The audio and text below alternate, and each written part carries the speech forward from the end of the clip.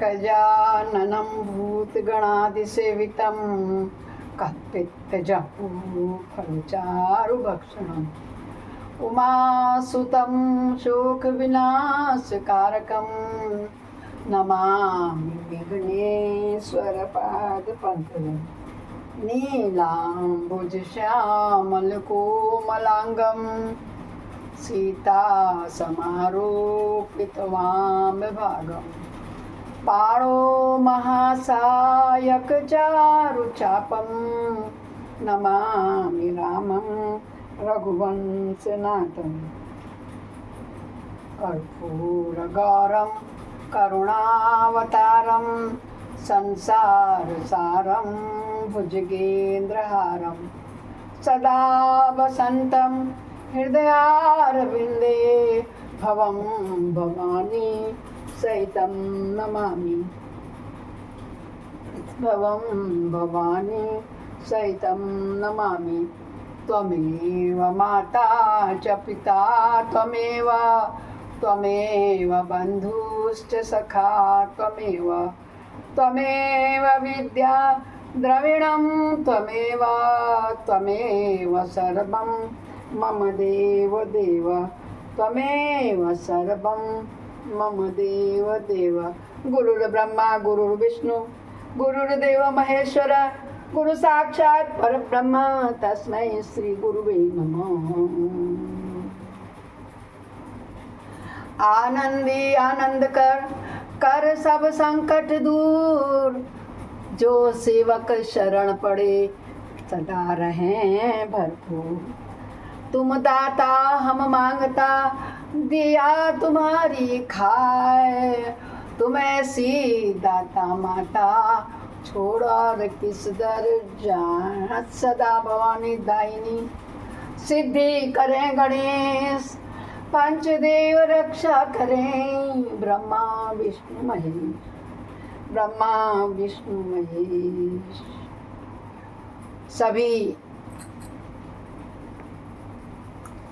उपस्थित जहाँ जहाँ से जो लोग मेरा शिव कथा को सुन रहे हैं, मंजू पंत की दुनिया की ओर से मंजू पंत का उनको सादर प्रणाम है।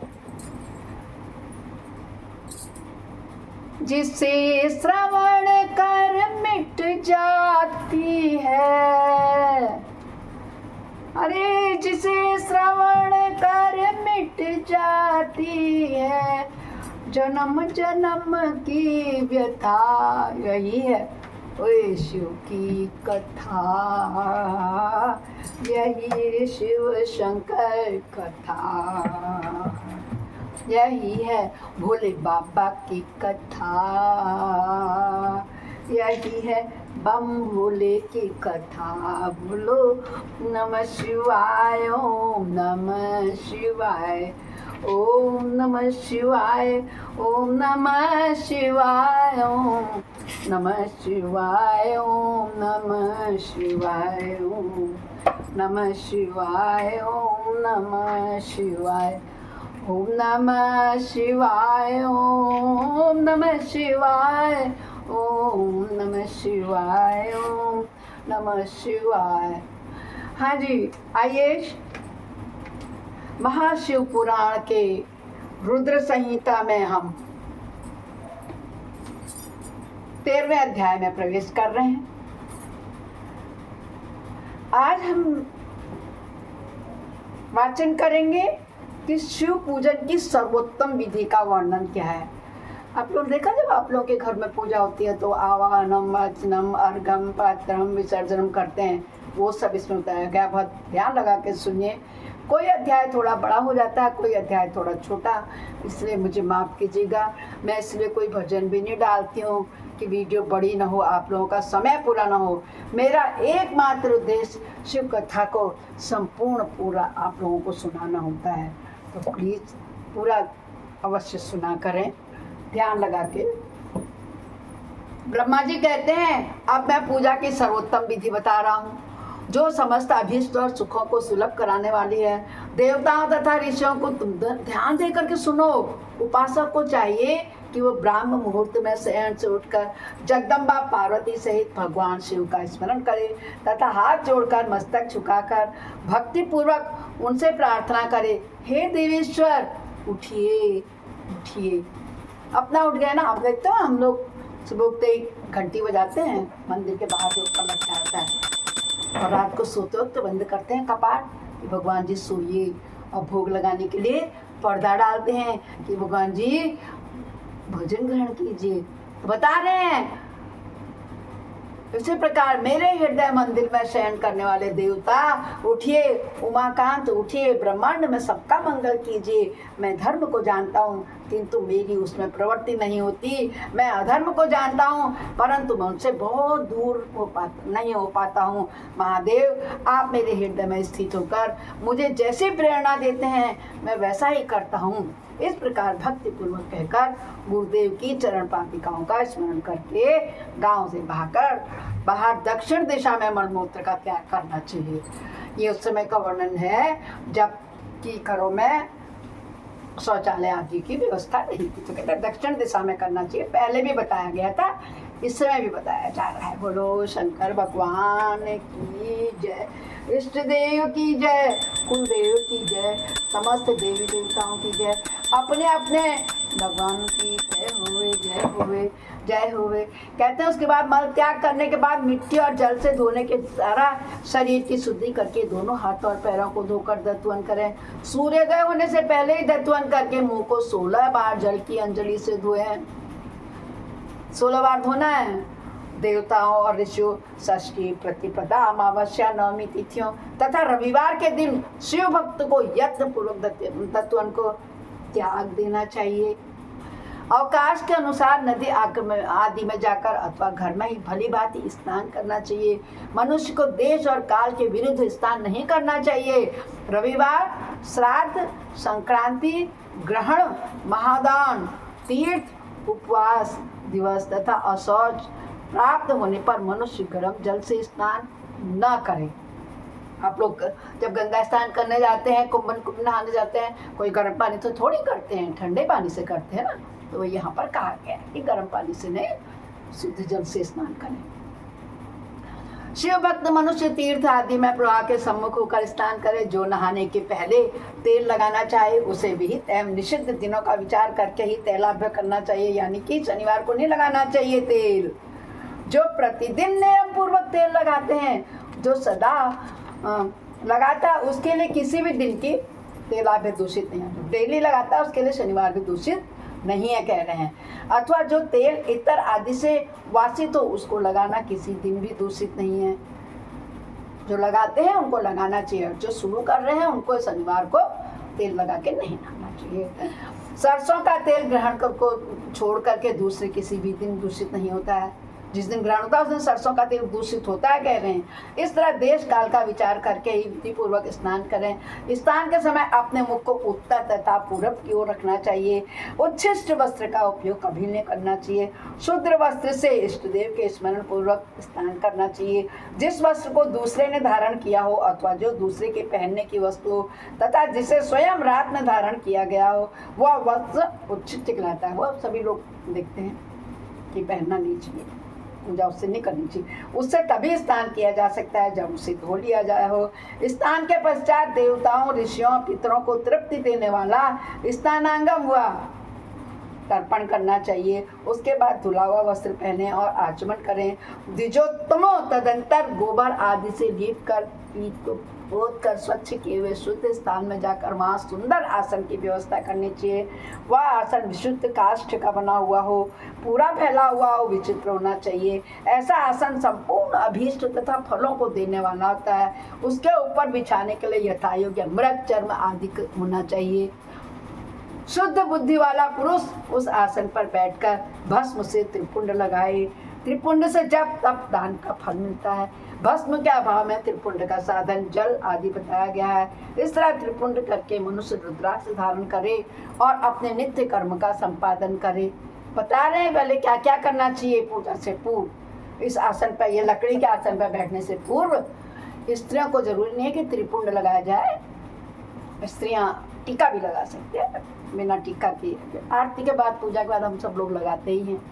तत्पश्चात 3 बार मंत्रोच्चारण आचमन करना चाहिए। फिर वहाँ शिव की पूजा के लिए अन्न और जल ला करके रखें। दूसरी कोई भी जो वस्तु आवश्यक हो उसे यथाशक्ति जुटाकर अपने पास रखें। इस प्रकार पूजन सामग्री का संग्रह करके वहाँ धैर्य पूर्वक स्थिर भाव से बैठना चाहिए, लेकिन उठना नहीं चाहिए।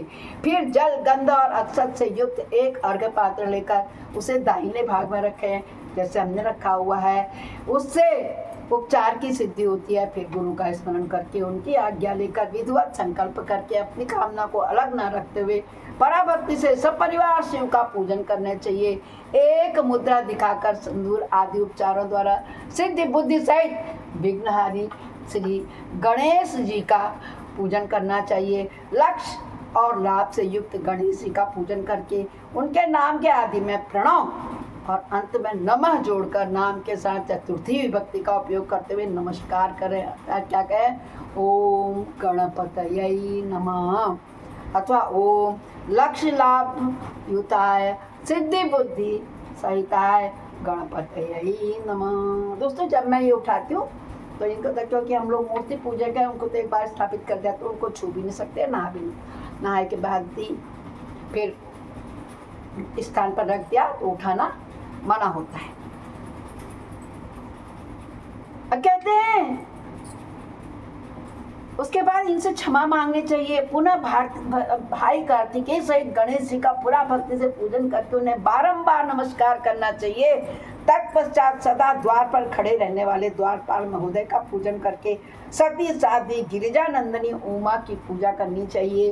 चंदन, कुमकुम, धूप, दीप आदि अनेक उपचारों तथा नाना प्रकार के नैवेद्य से शिवा का पूजन करके नमस्कार होने के पश्चात साधक शिव जी के समीप पर, शिवा कौन है? शिव जी की अर्धांगिनी, यथा संभव अपने घर में मिट्टी, सोना, चांदी, धातु या अन्य पारे आदि की शिव प्रतिमा बनाएं, उससे नमस्कार करके भक्ति परायण हो उसकी पूजा करें। उसकी पूजा हो जाने पर सभी देवता पूजित हो जाते हैं। मैंने बताया था अभी इससे पहले वाले अध्याय में। मिट्टी का शिवलिंग बनाकर विधि पूर्वक उनकी स्थापना करें। अपने घर में रहने वाले लोगों को स्थापना संबंधी सभी नियमों का सर्वथा पालन करना चाहिए।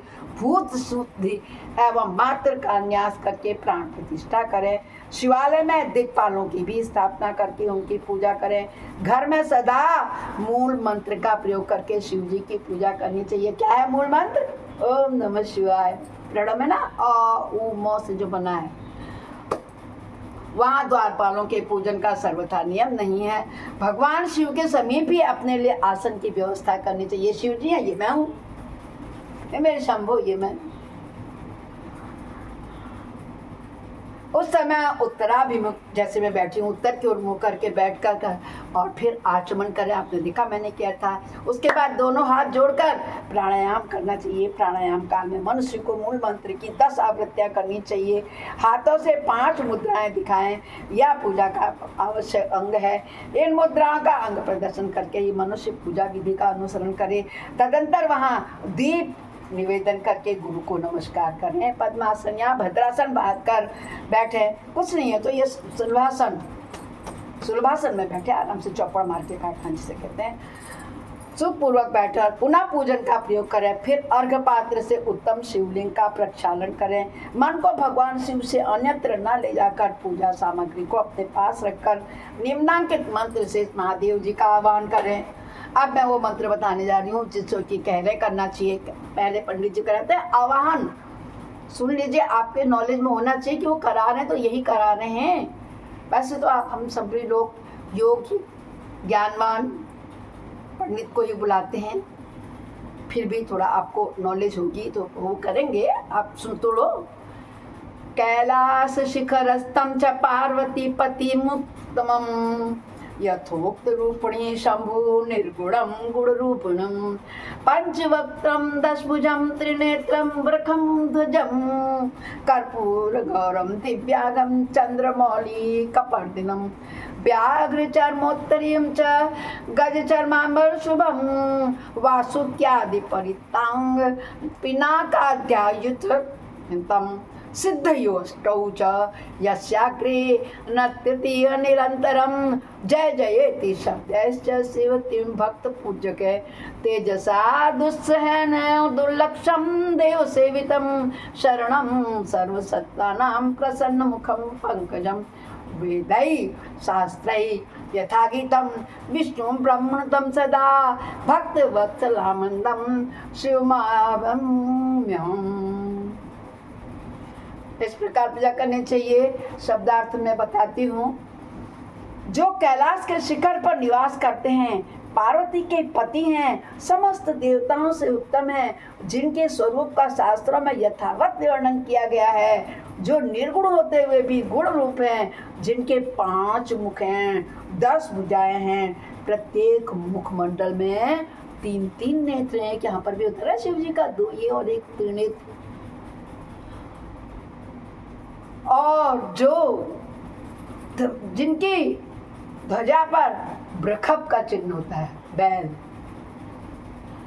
अंग कांति कपूर के समान गौर है, जो दिव्य रूप धारणी है, चंद्रमा रूपी मुकुट से सुशोभित तथा सिर पर जटाजूट धारण करने वाले हैं, जो हाथी की खाल पहनते हैं और व्याघ्र की चर्म ओढ़ते हैं, जिनका स्वरूप शुभ है, जिनके अंगों में वासुकी आदि नाग लिपटे हुए हैं, जो पिनाक आदि आयुध धारण करते हैं, जिनके आगे 8 सिद्धियां निरंतर नृत्य करती हैं, भक्त समुदाय जय जय जयकार करते हैं, जिनकी सेवा में लगे रहते हैं, दुस्सह तेज के कारण जिनकी ओर देखना भी कठिन है, जो देवताओं से सेवित तथा संपूर्ण प्राणियों को शरण देने वाले हैं, जिनका मुखारबिंद प्रसन्नता से खिला हुआ है,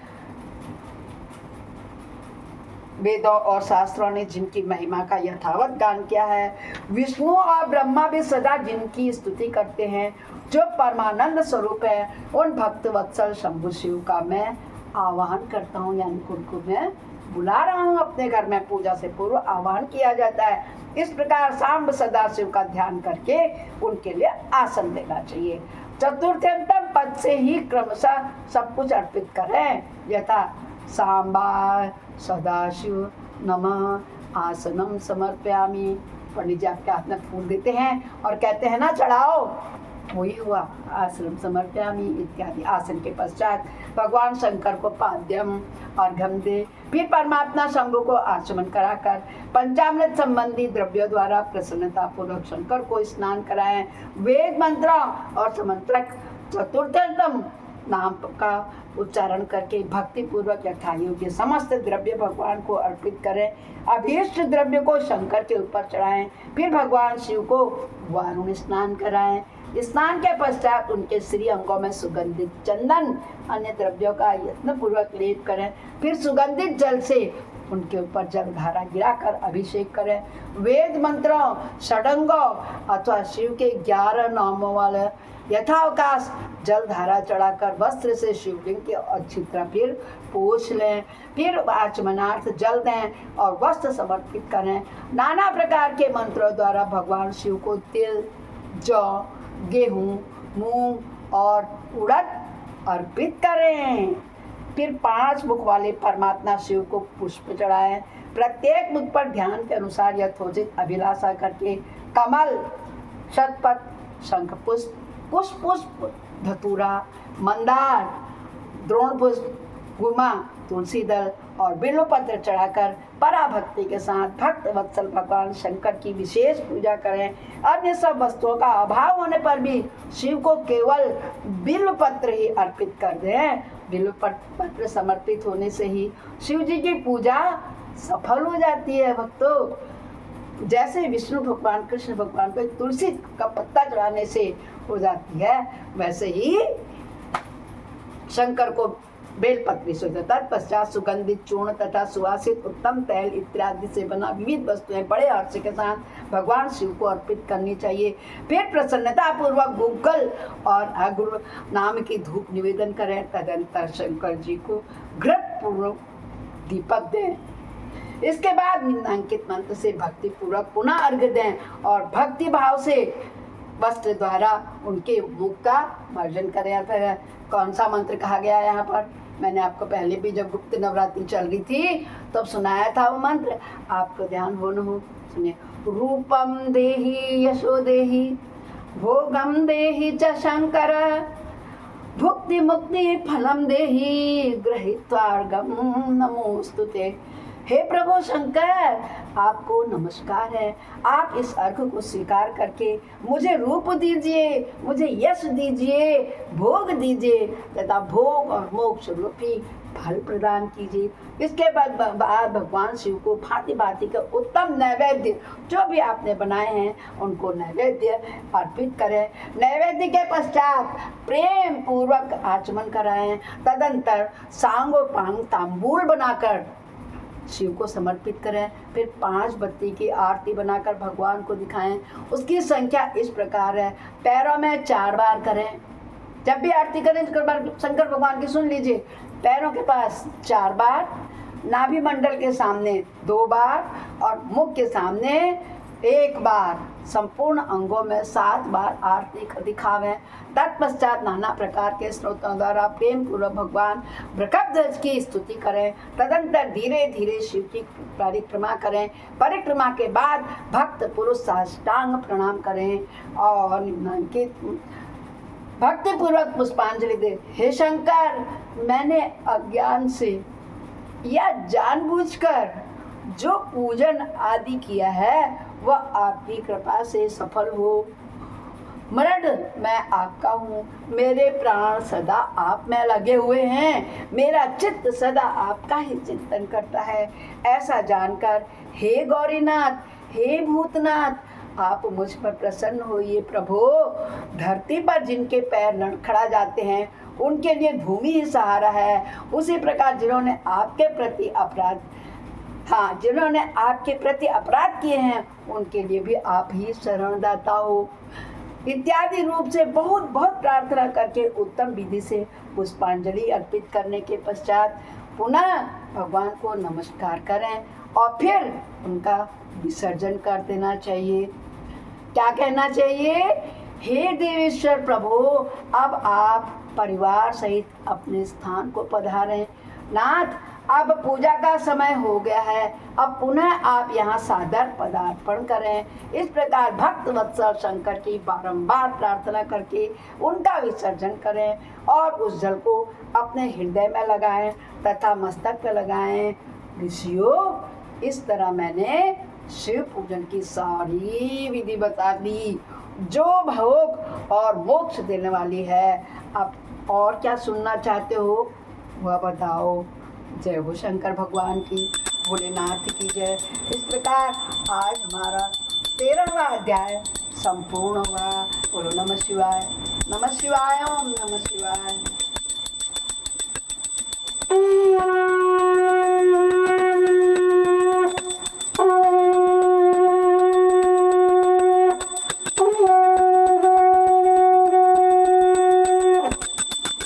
अपराध सहस्राणि क्रियन्ते अनिशमया दासोऽयमिति मामत्वं क्षमेश परमेश्वरी।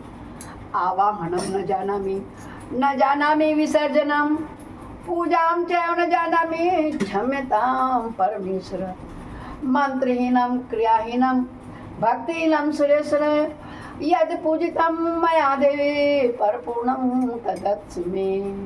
हे शंकर भगवान, सुबह और शाम अनचाहे में मुझसे जो अपराध हो जाता है, पैरों तले छोटे छोटे कीट पतंगे या चींटी दब जाती है, या ना चाहते हुए भी किसी की भलाई करने के लिए यदि मैं कोई झूठ बोल देती हूँ तो प्रभु उसे मैं छोटा बच्चा जान के माफ़ कर रहे हैं।